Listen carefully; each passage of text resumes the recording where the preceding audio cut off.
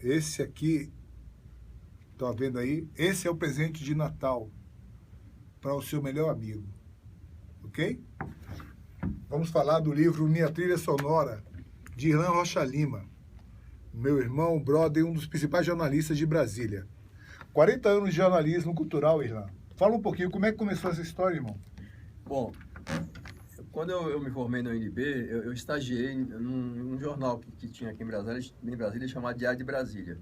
Fiquei lá uns 2 anos e tal, e aí conheci o José Natal Nascimento, que era editor de esportes aqui do Correio, e ele me trouxe para cá para trabalhar aqui na editoria de esportes, porque ele já conhecia o meu trabalho lá do Diário de Brasília. Eu fiquei aqui 2 anos e meio trabalhando no esporte. Que ano era ele? Ali era 1975 em diante. De cara eu já peguei uma palhada dura, mas que foi bem legal, que foi os Jogos Estudantis Brasileiros. Aqui em Brasília eu ficava na rua o tempo todo, cobrindo as coisas todas. Entrevistei nomes famosos como Vladimir Marques, que foi da Seleção Brasileira de Basquete, e foi muito interessante. E depois eu participei aqui de cobertura no Correio, de uma época que o futebol de Brasília lotava o Pelezão, com jogos do CEUB, com jogos do Brasília, do Guará, do Gama. De conta grandes clubes do país, né? E inclusive participaram. Inclusive Botafogo. Todos esses clubes vieram aqui. Mas assim, a participação do Brasília e do CEUB em Campeonato Brasileiro, isso eu acompanhei indo a Vitória, indo a Porto Alegre, indo a Curitiba. E a música? A Goiânia. Aí, assim, paralelamente ao que eu fazia no esporte, vinham os shows aqui para Brasília, os shows grandes, e eu via que o jornal noticiava ali, mas não havia cobertura de nada. E aí eu me ofereci para fazer a cobertura, e eu me lembro que o primeiro grande show que eu cobri foi os Doces Bárbaros, com o Caetano, o Gil, a Betânia e a Gal Costa, no ginásio Nilson Nelson. Só para eu começar. E aí, depois dessa cobertura, o Oliveira Bastos, que era o diretor de redação da época, chegou para mim e falou: você tem que escrever para a cultura, você escolhe a coisa de esporte, os outros fazem. Tá bom, Oliveira. Então, você agora é da editoria de cultura. Foi assim. Pô, que legal. E quando aí, foi isso, Irlan? 60... Isso aí foi em 76. Já foi em 76, final de 76, mais ou menos. E como é que era a noite aqui de Brasília, Irlan, nessa época? Como é que era? Olha, tinha muito espaço ou era uma coisa muito centralizada? Olha, Brasília, naquela época, tinha, assim, na verdade, a coisa da música, assim, forte, fluente em Brasília, passou a ocorrer a partir do final dos 70. Ali, o advento da Galeria Cabeça e dos concertos Cabeça, que começou na 311 Sul, começou assim, a abrir a coisa a possibilidade dos músicos no garagem e tal.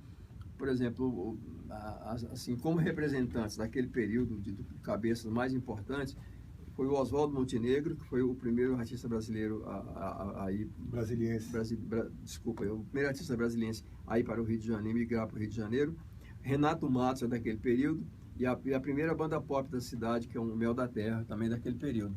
E aí, com o advento do Concerto Cabeças, surgiu também a Feira de Música, que inicialmente era no Teatro Galpão. E a Feira de Música, quem abriu, quem criou, quem idealizou a Feira de Música, embora o Neio Lúcio tenha sido a pessoa que levou ela adiante, foi Carlos Elias. Grande sambista. Grande sambista. Carlos Elias criou a Feira de Música, e aí, inicialmente, no Galpão, e aí tinha, eu me lembro que tinha uma rivalidade entre as vertentes do rock.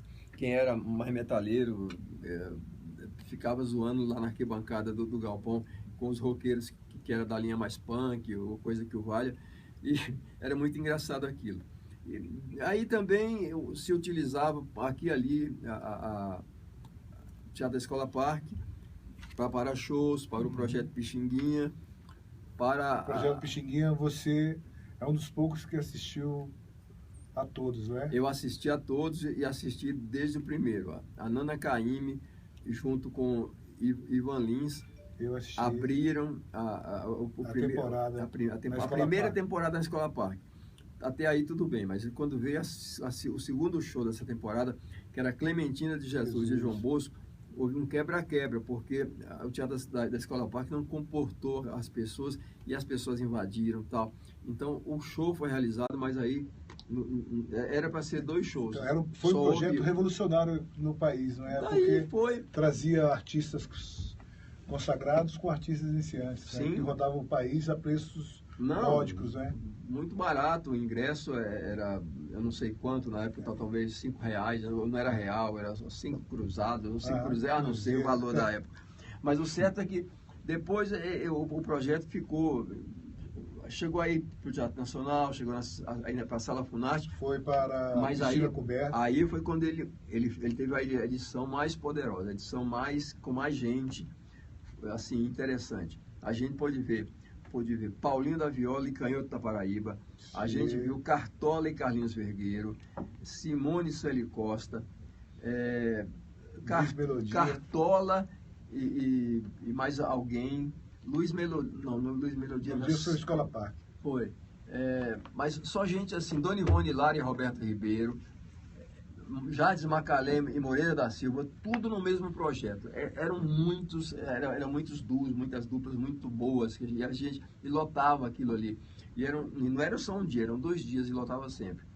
Então, depois disso, é que aí veio a geração dos 80, que chegou o rock, que o Renato Russo liderou a partir do Aborto Elétrico, e foram surgindo as bandas todas ali. Naquele momento, o que prevalecia era a cultura do punk rock. Todo mundo queria ser um pouco os representantes do que faziam as bandas inglesas e americanas. O Irlan era punk, não? Não, eu sempre fui, para falar a verdade, eu sempre fui MPBzeiro. Mas eu ia acompanhar porque era uma novidade e a gente não podia deixar isso passar batido. Irlan, deixa eu só falar que o Irlan é um cara tão querido aqui, que tem um monte de gente dando alô, tem a Luciane Ramalho, tem a Fernanda, o Ricardo, e a gente está também lembrando que o Irlan lança o livro na segunda-feira, às 19h30, a partir das 19h30, lá no Clube do Choro. Qual o valor do livro? R$20. É preço baratinho, porque na verdade esse livro o que ele traz, o que ele guarda nas páginas, é a memória desses 40 anos de trabalho aqui no Correio Brasiliense, que me orgulha muito de estar aqui nessa casa, esse período todo. E eu fui reunindo, eu conversei com o editor Zé Carlos, conversei com a Ana Dubé, a diretora de redação, sobre a possibilidade de criar uma coluna em que eu pudesse fazer registro de memórias da passagem desses artistas importantes por Brasília. Então, essa coluna ela foi editada entre novembro de 2012 a novembro de 2014. Foram muitos textos, muitas edições dessa coluna. Muitas histórias legais. Muitas, assim, e eu consegui, na compilação, eu consegui ser sucinto, assim, porque a ideia é que as pessoas tenham ler aquilo ali. Era um olhar seu, um olhar seu diante de um evento cultural que era nessa cidade tão carente. Quando tinha um grande evento, você conseguiu. E aí, eu geralmente, eu falava do evento antes, eu ia aos shows, falava depois, e também sempre procurava ir no backstage, nos bastidores, para conversar com o artista, para trazer alguma informação complementar. E eu sempre fui bem sucedido, porque eu chegava com jeito e tal. E com o passar do tempo, também eu passei a ganhar a confiança desses artistas, porque eu nunca quis esquentar a matéria, eu nunca quis ir além do que era notícia. Baiano, né? O que eu via, eu retratava. E uma outra coisa que também nunca me interessou foi o lado pessoal das pessoas, do artista.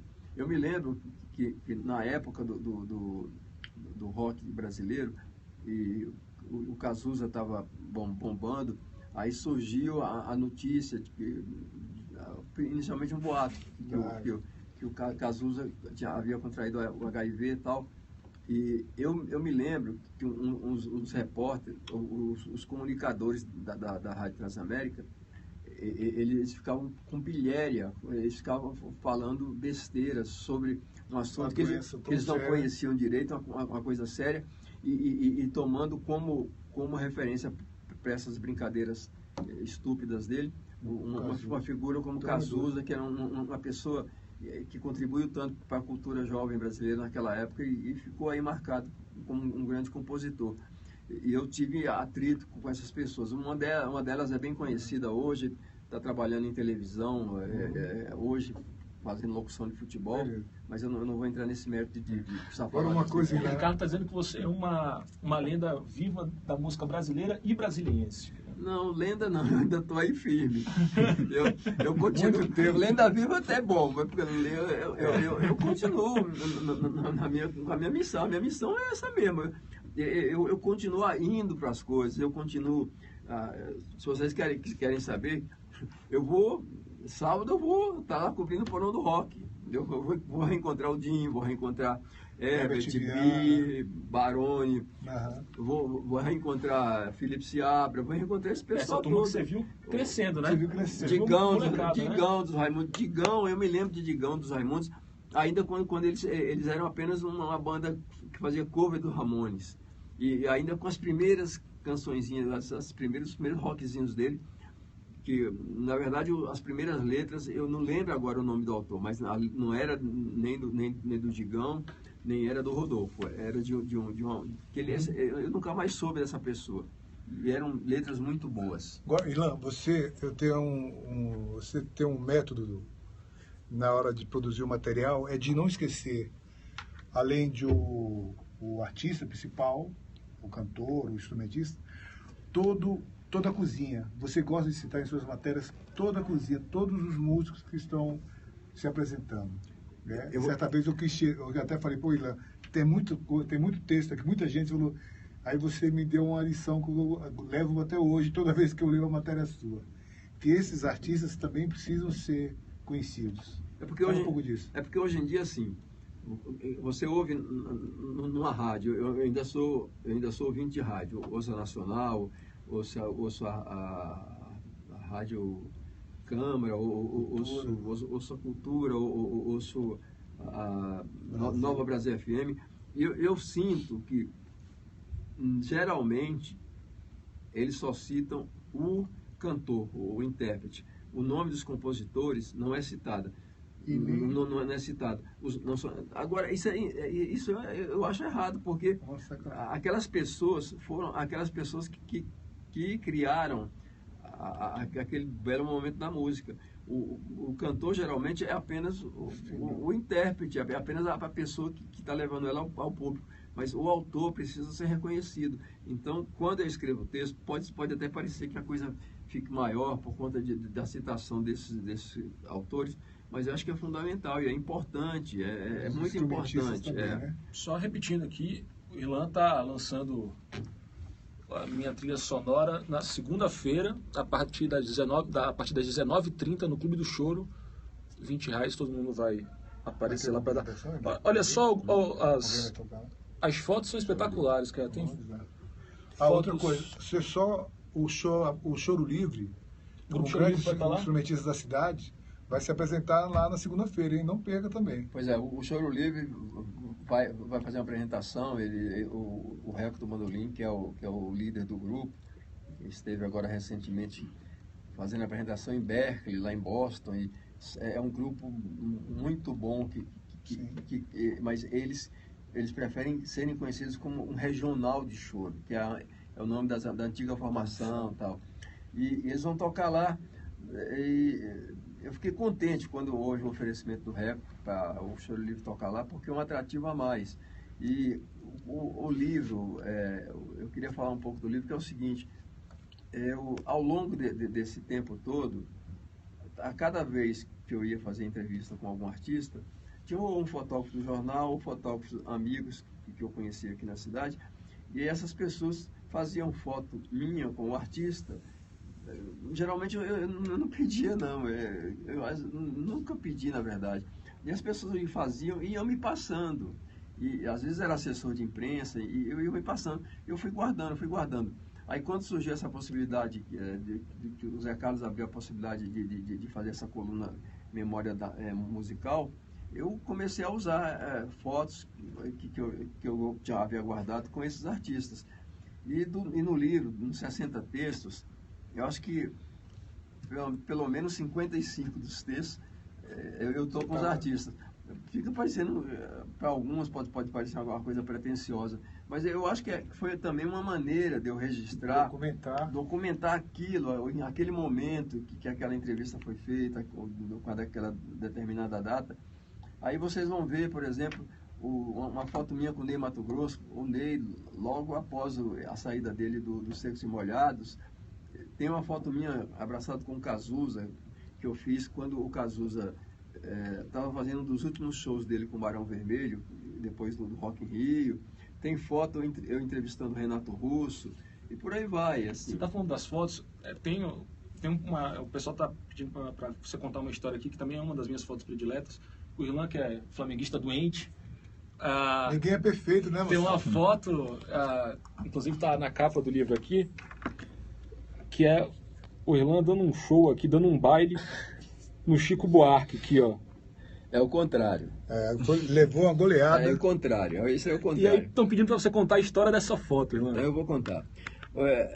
O Chico veio fazer um show na cidade, e ele sempre, que ele vinha à cidade, ele trouxe várias das turnês dele, passaram por Brasília. E aí, essa vez, ele quis fazer um amistoso, um jogo, com o time da imprensa. E aqui o Correio Brasiliense era o núcleo desse time. Embora houvesse colegas do Globo, colegas da Rádio Nacional, colegas de outros veículos de comunicação, que a gente agregava ao nosso grupo.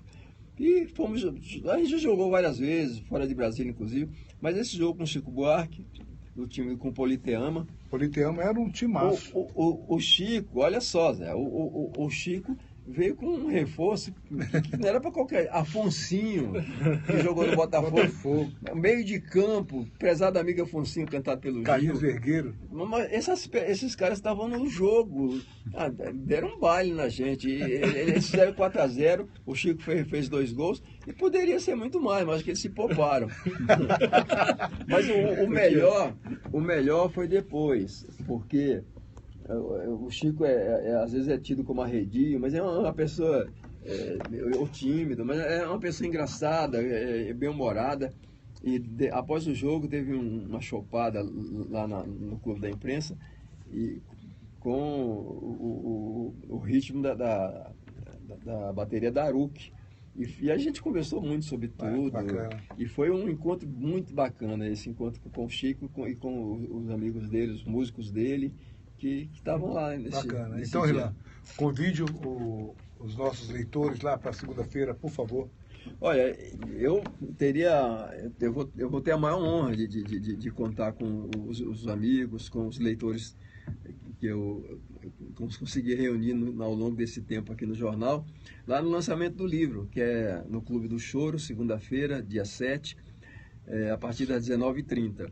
Agora, se um de vocês que me ouve ou que me vê não puder ir por isso ou por aquilo, porque vai viajar e tal, há uma outra oportunidade. No dia 21 de dezembro, que é uma segunda-feira também, vai haver um outro lançamento a convite lá do Feitiço Mineiro. E aí vai ter um show lá de artistas da cidade que querem me homenagear, e com o lançamento do livro. E eu também vou querer que vocês apareçam lá, eu vou ficar muito feliz com isso. Então, moçada, segunda-feira, hein? É isso aí, a gente está reforçando aqui minha trilha sonora, 40 anos de jornalismo cultural, do Irlan Rocha Lima, que é esse queridão aqui. Que é sempre um prazer estar junto, trabalhando junto. Aliás, é uma honra trabalhar junto.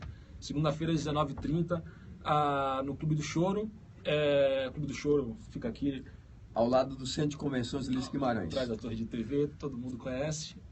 Agradecer ao pessoal que participou, um monte de gente entrando, dizendo que é legal pra caramba e tal, fã do Irlan, querendo contar essas histórias. Agradecer também ao Samir, que está aí atrás fazendo as imagens, que é esse cabo que está tremendo bastante aí hoje. E dizer que essa entrevista vai estar disponível no site correiobrasiliense.com.br para assistir daqui a pouco. Prestar atenção no nosso Snapchat também, Ilan, super moderno, daqui a pouco vai estar no nosso Snapchat, que é Cultura CB, e acompanhar sempre o Periscope, que é @Correio também, que a gente está sempre trazendo gente bacana e legal, como o Ilan Rocha Lima. Obrigado, cara. Olha, obrigado por vocês. Segunda-feira, moçada. Estarem aqui comigo na mesa, me entrevistando e tal, e o Samir ali só filmando. E segunda-feira, 19h30 no Clube do Show. Vou aguardar vocês lá. Muito obrigado, pessoal.